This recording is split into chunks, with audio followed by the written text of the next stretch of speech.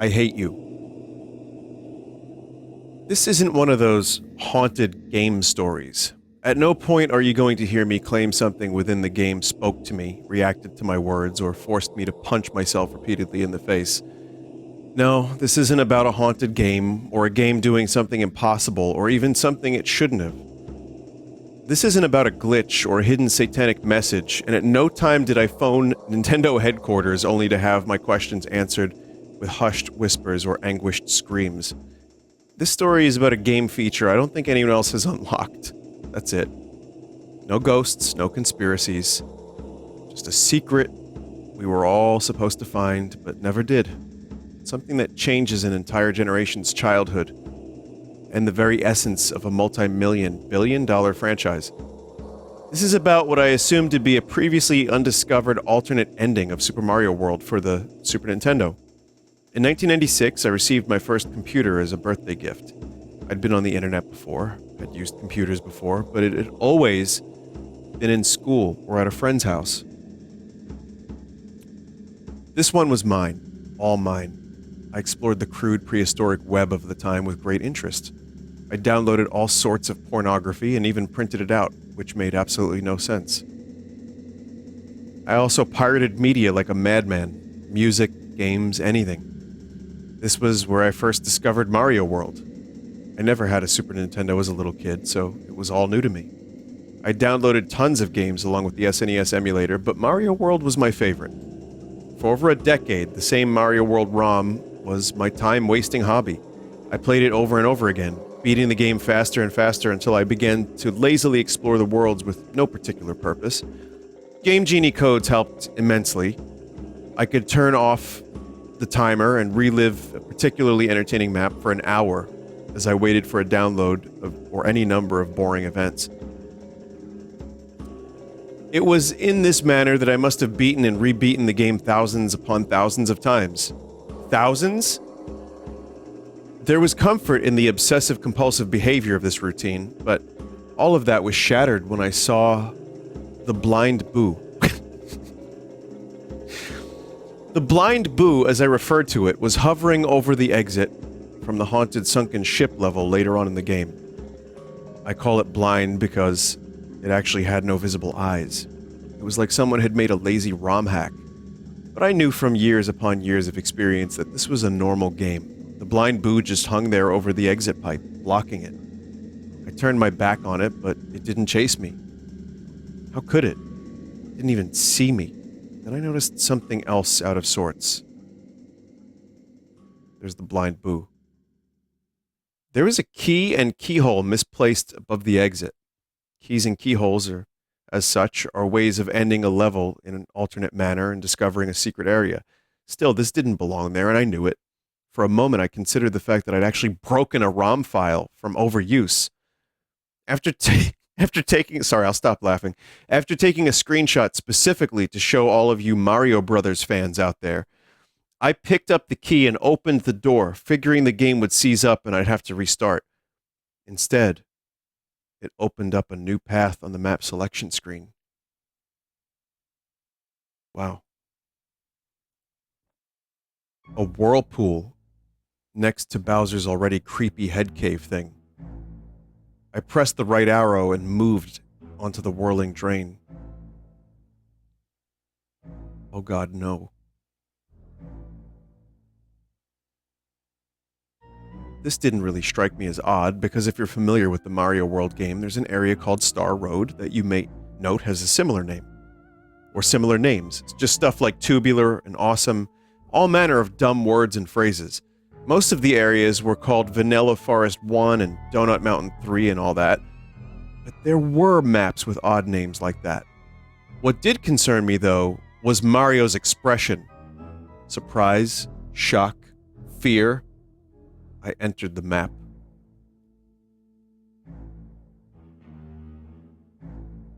Oddly enough, the whirlpool in the middle of the lake began with a standard castle entry animation. Mario walked up to the castle door, looked up, and went in. I could tell it was underwater, though, because the bubbles that periodically emerged from the sprite's mouth floated to the top of the screen. Inside the castle, it started to look more and more like I was in fact experiencing a glitch. There was no room to jump, no room to do anything but to run left and right. I must have gone right for 10 to 20 minutes just holding the B button and running along at full speed. After a while, I ran into 1 or 2 blind boos in the darkness above, then 3 or 4, and the screen was full of them.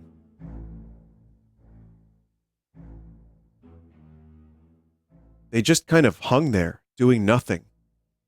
They wouldn't chase me if I turned my back. As with the previous blind boo, if I made any noise like Mario's jump sound, they would just kind of shudder a bit.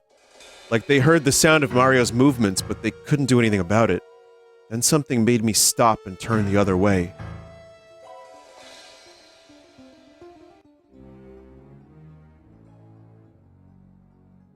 From what I understand, this story blew up, by the way. I don't know how true that is. Now I knew beyond a shadow of a doubt that this map was designed specifically to screw with the player. Not because the giant bleeding Bill was hemorrhaging profusely from its face, but because it was inescapable. There was literally no way to avoid it being killed by it, as you can clearly see above. Well, that is, unless you're like me, and you have the game genie cheats on hand. I switched on the code for permanent invincibility.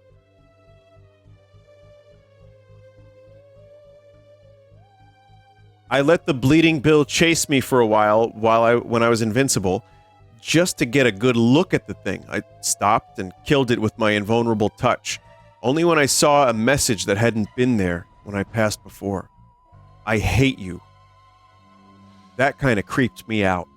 But on the other hand, it was kind of interesting because it meant this was definitely a map that was supposed to exist. There was some kind of subplot here, or some sort of plot element here, rather. Something undiscovered. What did it mean? Who hated me? King Koopa seemed the obvious answer. Or maybe just the ghosts. The ghosts. When you're in a haunted castle that you found by way of a haunted ship, a bloody-looking hate message isn't so unbelievable. I saw it again as I approached some giant boos. I was thankful that the blind boos ended at this point, because the more I watched them shudder, the uneasier I felt, almost empathetic toward them, etc. The thankfulness ended when I turned my back on the giant boos, and this happened. Why won't you die? Giant boos with faces I hadn't seen before. They always looked mad at being awakened, angry that you were invading their haunted houses across the Mario World island. This was different. They looked gleeful, demented. I could see right down their throats, which seemed odd given the lack of detail their mouths usually displayed. And yes, of course I'm going to address that the message you saw in the picture. Why won't you die? I don't know why. Am I supposed to? Who's asking? I let the giant boos touch me, and they died like bleeding bills, of which I had encountered 2. Despite any attempt to scare the player, I knew that being invincible meant invincible no matter what they threw at me. After a while of running down the strange claustrophobic corridor with no more eventful happenings, I came to a room with an exit pipe. Taking the pipe downward, I came out the other side, dropped into a room filled with water. The water made sense, this being a sunken castle beneath a whirlpool and all. I was rewarded for my troubles with a question mark block that released a mushroom for me. I could have easily done this with a cheat code, but the thought had escaped me as I faced all these new and strange sights. The first creatures I encountered in the underwater portion of the castle were thwomps. Unless you've been living under a rock since the mid-'80s, you know thwomps are stone-like square creatures that hang from the ceiling and fall whenever you come near. They try to crush you, essentially. Well, these thwomps, lined up in a tight row, dropped repeatedly and randomly with no real trigger or any sense of logic. They would just wait or drop whenever they seemed to feel like it. It also looked like these thwomps had been very successful thwomps. Oh my god. More cartoony blood.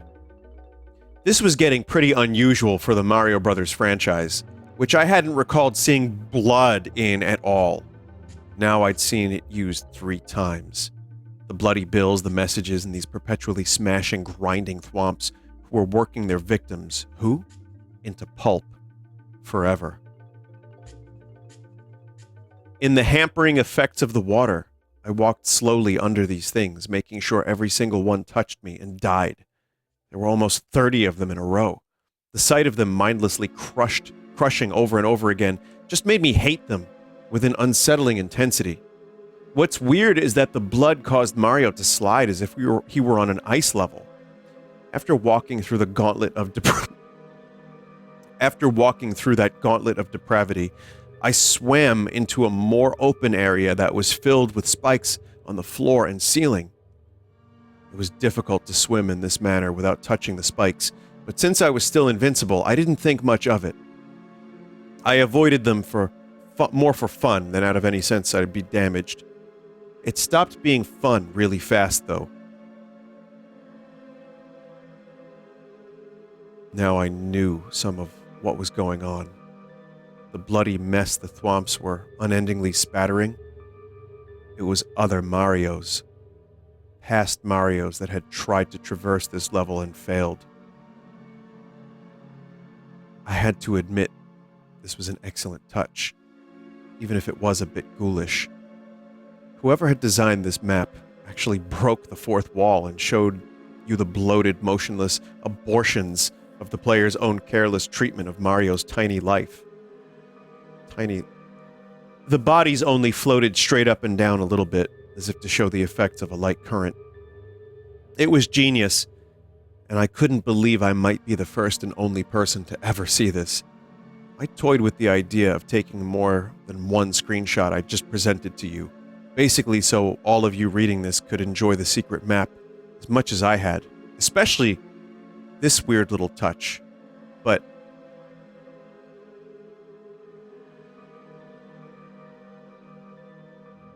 without swimming, without kicking or moving in any way, the dead Marios started to come at me like torpedoes. Their faces remained blank, blue, and dead, but they moved with astounding speed. They angled and positioned and worked all sorts of unique trajectories that left me almost nowhere to move. They continued coming at me and swarming, and backing up and trying again, and I just couldn't bring myself to let them touch me. I moved with more speed and skill than I had ever exerted, frantically trying to keep Mario free of the drowning victims that seemed dead set on rocketing straight into him. When I finally reached the purple exit pipe you see above, there had to be 10 of those things right behind, pitching, turning, and chasing me. I entered the pipe as fast as I could. Thankfully, that it worked properly and had Mario out of that situation in a heartbeat. The corridor that followed was empty, thankfully. It was just a blue underwater hallway of sorts with nothing to avoid or kill. It was boring and predictable like the game had been all these years, which brought back a sense of safety. At the end of the hallway, I came to the standard pair of doors that you enter to face a final boss. Beside the doorway, a mushroom power-up. I didn't touch that shit. Going through the door was, as you'd expect, the typical change of map views occurred and Mario was standing on the ubiquitous bridge over boiling lava. Or had it been blood all along? When Mario walked out onto the bridge, however, there was no boss creature. Instead, Mario immediately looked to the side and froze. I couldn't control him anymore. He just stood there. Keep looking until you see it. I didn't even see it at first, so I don't expect you to notice it right away. If you still haven't spotted the thing, look in the third window from the left. FYI, that's not usually there. Mario seemed to regain his composure and looked back and forth slowly, surveying the room. There was still no boss, and I still couldn't control him, so I stopped trying and just watched. This went on and on for what seemed like forever. Nothing happened. Then a familiar face walked in from the right, dressed in green, tall, and angry. It was Luigi. Mario recoiled in horror.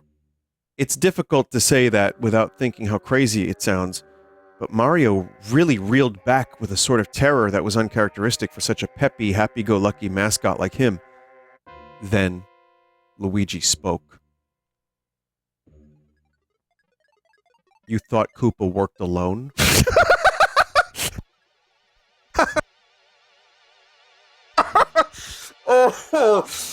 Oh. It was all connecting now. The messages scrawled on the walls. I hate you. And why won't you die? Luigi. He's always been Mario's second banana. The player, too. The one who doesn't get the princess in the early games. No matter how identical he is to Mario in skill set and ability, and tenaciousness and bravery, at the end of the day, the game is Super Mario Brothers, and he's just the brother. How he must have hated Mario. Who among us wouldn't? Think about it. No matter what happens, Mario always comes back. No matter how many corpses he leaves littering the battlefield, he's always there once more to leap and cheer and get all the adoration. And Koopa hadn't worked alone? I didn't know what that meant at first. If anything. But again, you just have to think it through. How exactly does King Koopa consistently succeed in kidnapping the princess? From day one, from the original Mario Brothers onward, it had always been an inside job. Still unable to control the character, I watched Mario simply cower in fear as Luigi leapt high into the air, as high as he could in Mario 2, the bastard child of the franchise.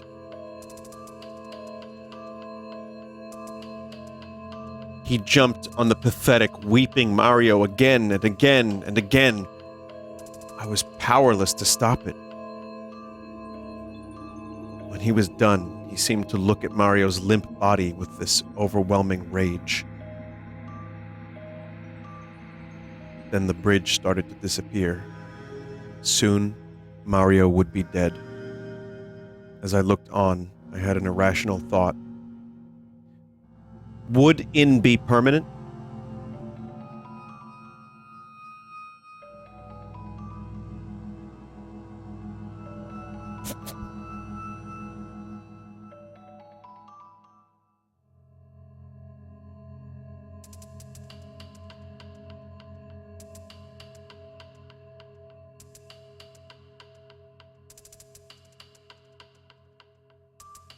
Within an instant, as Luigi turned to seemingly strike a victory pose like he'd beaten the level, Mario awkwardly got to his feet and took him by surprise. Fear and sadness and confusion had given way to anger, and Mario overpowered his brother with little effort. To this day, I'm still haunted by the final result of his wrathful reprisal. Oh God, no. There was the map's title.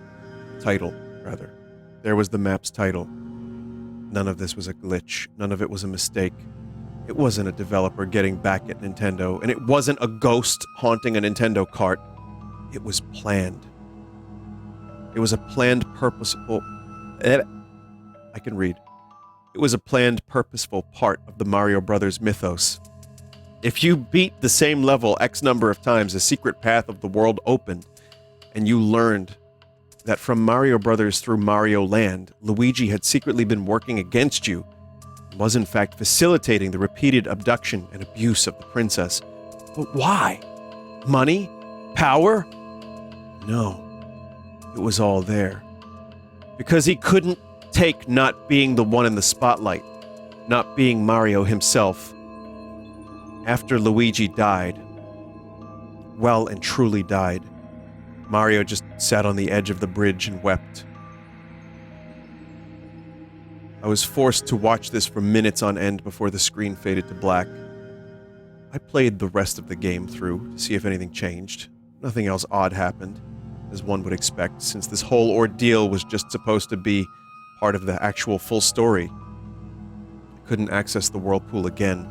I'd seen the events once, and that was all I was apparently allowed. It was back to the game as usual. The same exact game I'd played since the 90s, and would probably continue to play for the rest of my days. Well, it was the same except for the final image.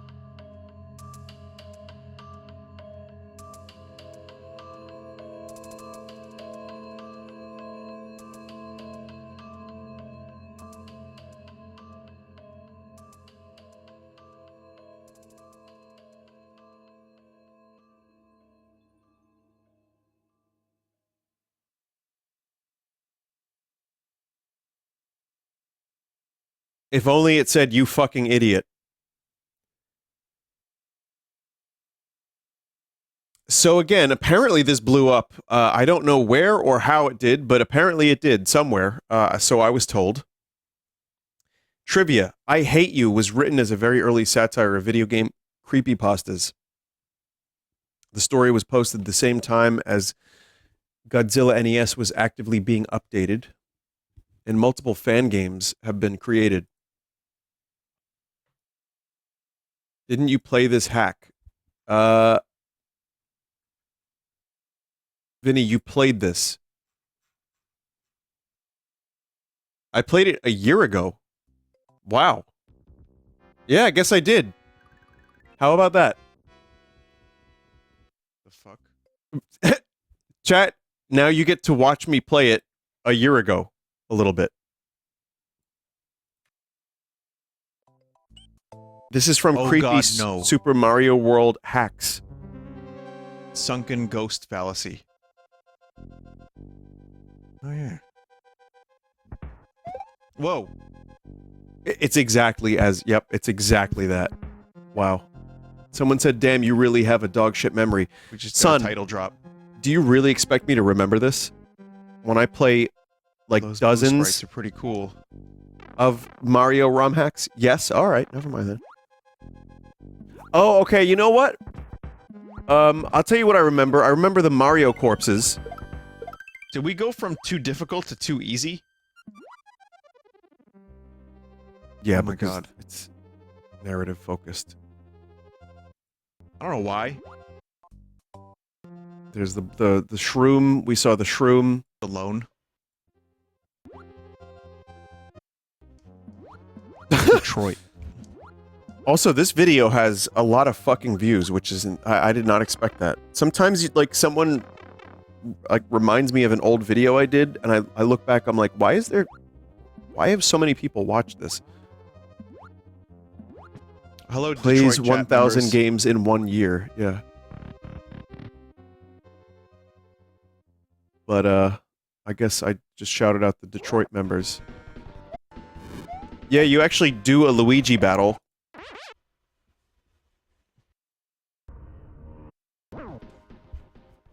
Miyamoto is the Italian Shakespeare, confirmed.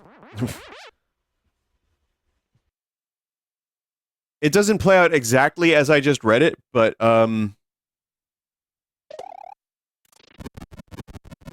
close enough, man. Oh God, no! You fucking idiot. Always.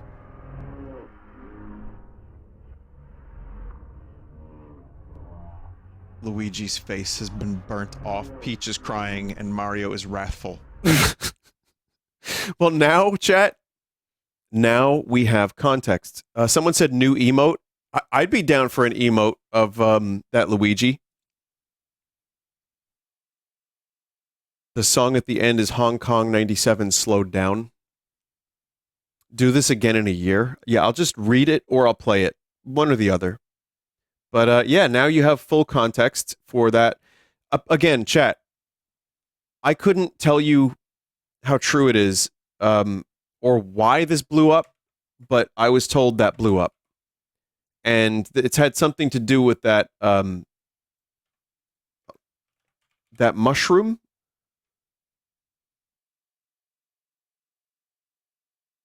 Yeah, it's weird. It's very weird. Anyway, it blew up my toilet. Yeah, maybe these things are cyclical too. Sometimes these things, like, you know, they get discovered and then they get rediscovered and they become a thing all over again. But I mean, yeah, there is no way that wasn't a satire. I tried to give it a legit read as if it wasn't a satire, but the more I read it, it just was making me laugh. So, all right. It blew up because the streamer Vinesauce played it last year. Again, I have nothing to do with Baldi's Basics. Absolutely nothing.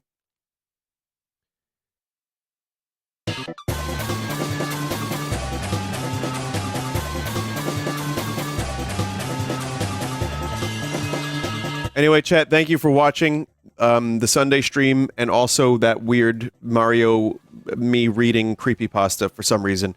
If you know of any good Mario creepy games that I might enjoy in a Sunday pack, please let me know. Get in touch with any more Mario creepiness. I feel like for some reason people like this stuff, so I'd do one more. Especially if I've played it already. Just resubmit it. I'll forget. I don't know what I've played. No, don't resubmit stuff I've played. All right, chat, I'm going to go. Thank you for watching. I appreciate you. This was a fun Sunday stream. I hope you all have a great evening, great morning, night, whenever, whatever. And for those that have subbed, I appreciate it very much. Now that I'm feeling a little bit better, I will continue my streaming as planned. And I will also be doing just a bunch of random shit. I have a lot of stuff during the week that I'm going to be just random games. Just one-offs, lots of one-offs. And maybe we'll even check out F-Zero again. I'm not sure I'm in the mood, but maybe. Thank you, mods, for helping out with everything, as always. And yeah, everybody, thank you. Goodbye. Good night. See you next time.